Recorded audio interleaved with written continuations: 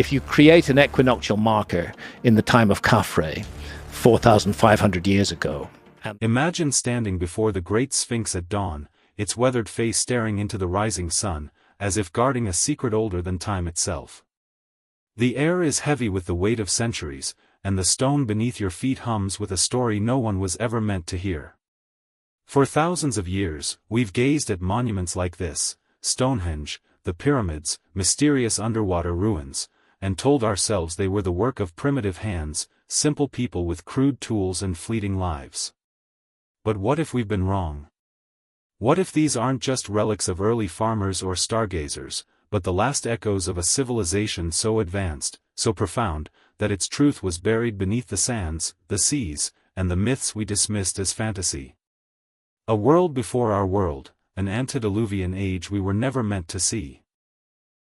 Now, piece by staggering piece, that truth is clawing its way back into the light, and it's forcing us to question everything we thought we knew about who we are and where we came from. The story begins with a discovery that shook the foundations of archaeology. In the rolling plains of Wiltshire, England, Stonehenge has stood for millennia, its massive stones arranged in a circle that seems to whisper of cosmic truths. For decades, archaeologists believed its central altar stone, a 6-ton monolith, came from the rugged hills of Wales, a challenging but conceivable journey for Neolithic people. But a groundbreaking study published in Nature in 2024 revealed something no one saw coming. That stone didn't come from Wales. It came from the Arcadian Basin in northeast Scotland, over 750 kilometers away, a distance that would have been unthinkable for a society with no wheels, no roads, and no modern ships. Picture it. A 6-ton slab, heavier than 3 cars, quarried from the rugged cliffs of Scotland, then carried across treacherous seas, over mountain ranges, and through the territories of rival tribes. The researchers called it a feat of extraordinary societal organization. But that's like calling the pyramids a nice pile of rocks. This wasn't just unlikely, it was impossible by everything we know about Stone Age technology. And yet, there it stands, perfectly placed, as if daring us to explain how. This isn't just a puzzle about moving a rock. It's a crack in the story we've told ourselves about our past. Stonehenge isn't alone in its defiance of logic. Across the globe, from the deserts of Egypt to the submerged coasts of Japan, ancient sites are revealing anomalies that don't fit the neat timeline of human progress. Take the Great Sphinx, that silent sentinel of Giza. Its weathered enclosure walls bear scars that geologists like Robert Schoch have studied for decades. Those scars aren't from wind or sand, they're from water, carved by heavy rainfall that hasn't touched Egypt in over 10,000 years. The official story says the Sphinx was built around 2500 BCE, during the reign of Pharaoh Khafre. But 10,000 years ago? That's the end of the last ice age, a time when mainstream history tells us humans were still hunting mammoths with spears. How could they carve a 73-meter-long lion from solid bedrock, aligning it to greet the equinox sun with unnerving precision?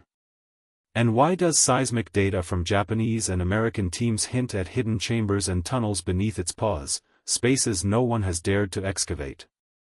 The mystery deepens when you sail to Yonaguni, a tiny island off Japan's coast. Beneath the waves lies a structure that stops you in your tracks. Massive stone platforms, sharp right angles, terraces, and staircases stretch across the seafloor, looking like a city swallowed by the ocean. Marine geologist Masaki Kimura has spent years diving these waters, mapping what he believes is no natural formation. He's found tool marks, relief carvings, even a stone tablet etched with symbols. Some say it's just fractured sandstone, shaped by the sea's relentless hand. But Kimura points to its precision, its scale, 150 meters long, rising 27 meters high, and asks, could nature alone craft something so deliberate? If humans shaped this, it would have been above water 10,000 years ago, before rising seas claimed it. A submerged city from the Ice Age? That's not just a clue, it's a scream from the past, demanding we listen.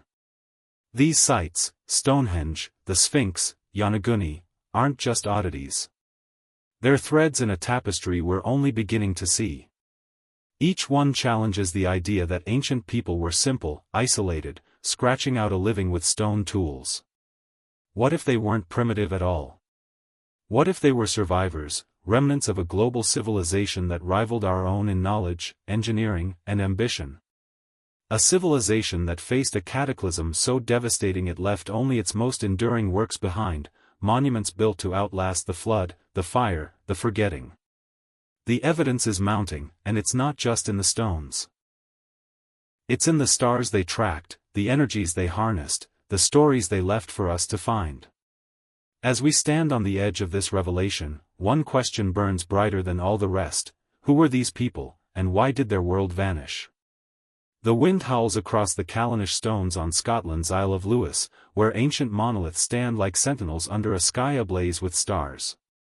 These aren't just rocks, they're a map of the heavens, carved in stone 5,000 years ago.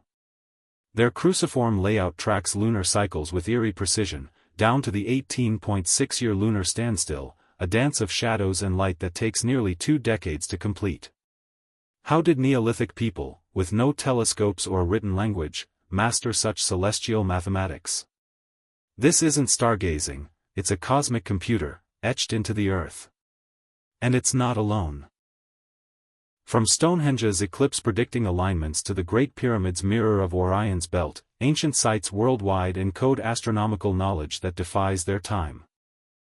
These weren't random tribes stumbling upon the stars, they shared a blueprint, a system spanning continents. Step back, and the pattern grows stranger. Plot these sites, Stonehenge, Giza, Yonaguni, even the Nazca lines, on a globe, and they form geometric webs, equilateral triangles, great circle routes, distances that echo fractions of Earth's circumference.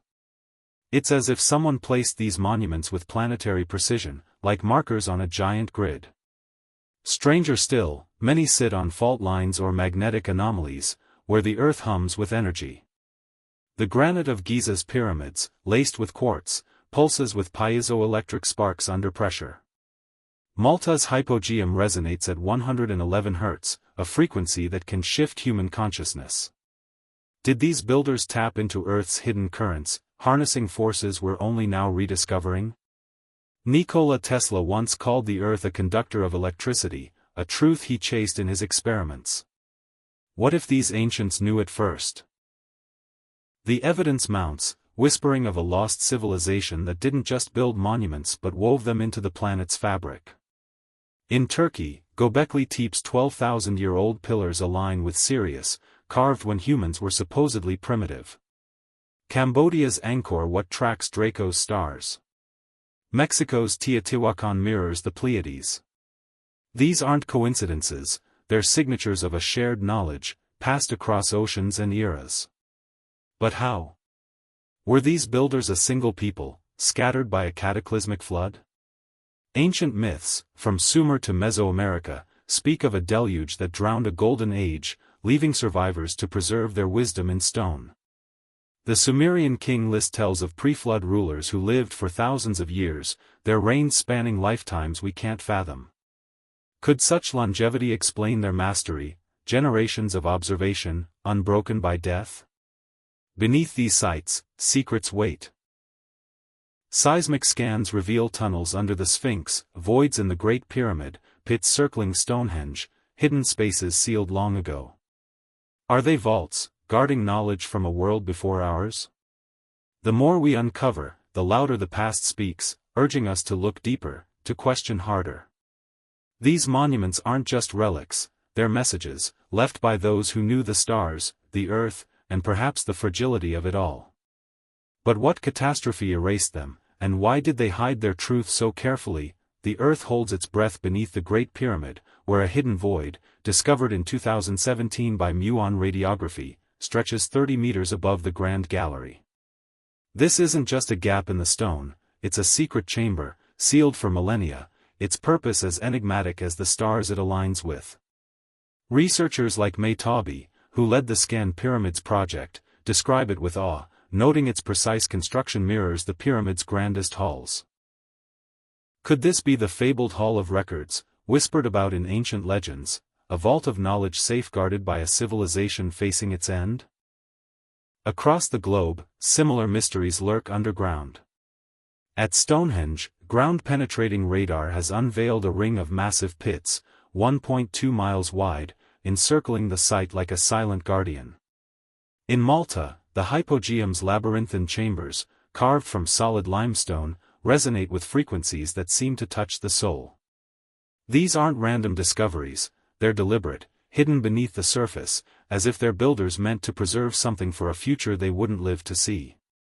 The question haunts us: what were they protecting, and from what? Imagine a world on the brink, its people watching the skies darken and the seas rise. Ancient stories, from the Bible's Nephilim to the Sumerian kings who ruled for tens of thousands of years, speak of a time before a great flood, a deluge that swept away a golden age. These tales, echoed in Mesoamerican myths of giant builders and Pacific Island legends of drowned ancestors, feel less like fantasy with every new find. What if they're memories, fragmented but true, of an antediluvian world? A civilization that mastered astronomy, engineering, and perhaps even the Earth's unseen energies, only to face a catastrophe that left only their strongest works behind. The trilithon stones at Baalbek, Lebanon, weigh 800 tons each, fitted with a precision that baffles modern engineers. In Peru, Sacsayhuaman's 200-ton blocks lock so tightly a blade of grass can't slip between them. These aren't the works of fleeting lives, they suggest builders with centuries to perfect their craft, passing knowledge across generations we can barely imagine. What could have forged such people? Some, like geneticist John Sanford, propose a provocative idea: that ancient humans might have lived far longer, their genomes less burdened by the mutations we carry today. A 900-year lifespan would mean one person could watch the stars for centuries, track cycles like the 26,000-year precession of the equinoxes, and oversee projects spanning lifetimes. No writing needed, just memory, sharp and unbroken. This could explain how Neolithic societies, without script or wheels, encoded complex mathematics into stone circles and pyramids. The Callanish stones, aligned to lunar cycles, and Stonehenge, predicting eclipses, aren't crude, they're instruments, built by minds that saw the cosmos as a living map. But if such a civilization existed, what erased it?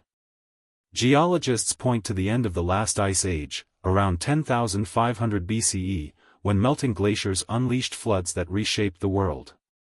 Yonaguni's submerged terraces, the Sphinx's water-worn walls, both point to this time, when seas rose and swallowed coastlines.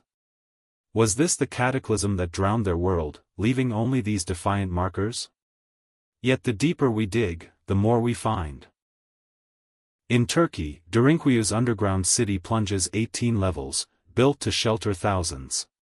In Ecuador, the Cueva de los Tellos holds rumors of metallic libraries inscribed with unknown scripts. Even Arab historians like al-Makrizi wrote of tunnels linking Giza's pyramids to the Nile, paths untraced by modern hands. These hidden networks, uncovered by tools our ancestors couldn't have dreamed of, suggest a deliberate effort to bury something precious: knowledge, artifacts, or perhaps the truth of who they were. The stones above ground, from Giza to Göbekli Tepe, might be signposts, guiding us to archives meant to outlast oblivion. Their builders understood quartz's electric hum, the Earth's magnetic pulse, the stars' slow dance. They wove these into their works, creating monuments that